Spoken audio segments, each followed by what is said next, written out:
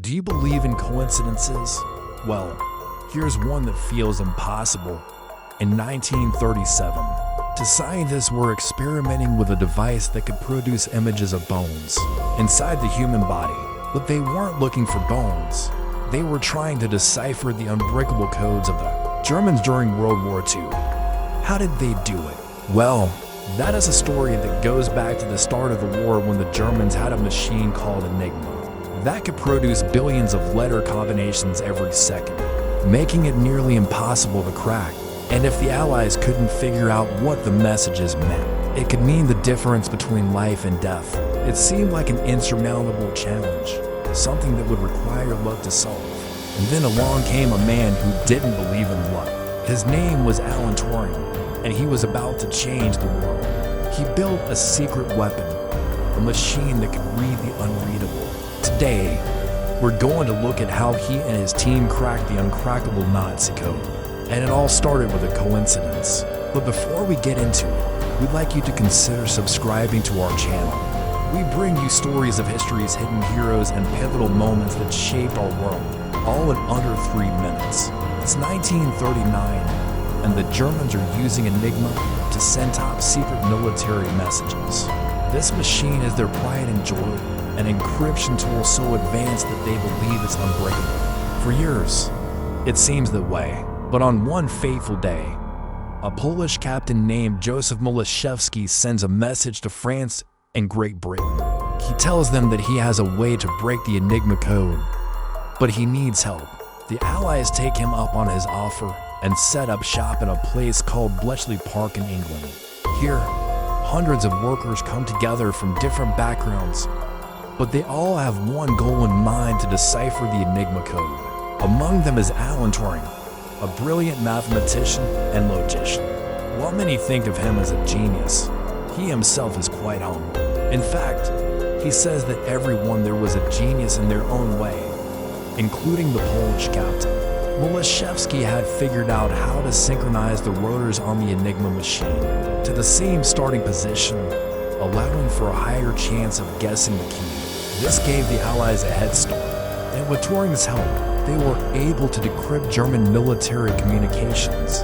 They learned about troop movements, weapons testing, and even Hitler's plans for world domination. With this intelligence, the Allies were able to stay one step ahead of the Germans, ultimately helping to win the war. But why is this important? Because historians say that Turing's work and that of his team may have shortened the war by 2 years, saving millions of lives.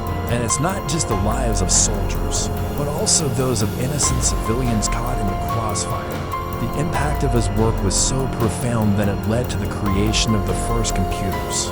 So how did they do it? Well, it all started with a coincidence. As mentioned earlier, the scientists were experimenting with a device that could produce images of bones inside the human body. Their discovery had nothing to do with cryptography, but everything to do with luck. You see, when Wilhelm Roentgen discovered X-rays in 1895, he had no idea that he was onto something big. At first, X-rays were just a curiosity, a way to see through clothing and other solid objects. But it wasn't long before people realized that they could be used for something more sinister, like spying. So in an effort to keep their secrets safe, the Germans developed a machine that could encrypt their messages. Enter Enigma. The Enigma machine was a marvel of engineering, a complex device with moving parts that could produce a seemingly endless stream of random letters. Each message was encrypted with a unique key, making it nearly impossible to decipher. But the scientists who were experimenting with X-rays had stumbled upon something. As it turns out, the device they were working on could also produce images of the Enigma machine. It was a lucky break, a coincidence that nobody saw coming. But the scientists weren't done yet. They took their discovery to the next level by creating a machine that could simulate the Enigma machine. They called it the bomb. The bomb was an early computer, a device that could test thousands of possibilities at lightning speed. It was the perfect tool for cracking the Enigma code. And with that, Alan Turing and his team of code breakers got to work. They fed the bomb up with the encrypted messages and watched as it worked tirelessly to find the key. Days turned into weeks and weeks into months, but the bomb kept working. Finally, after years of hard work, the team was able to decode the first message. It was a moment of triumph, the culmination of years of effort. But the work wasn't over yet. The Germans changed the Enigma code regularly, so the team had to start all over again each time. But they were ready for the challenge. They had seen what they were capable of, and they knew that they could do it again and again.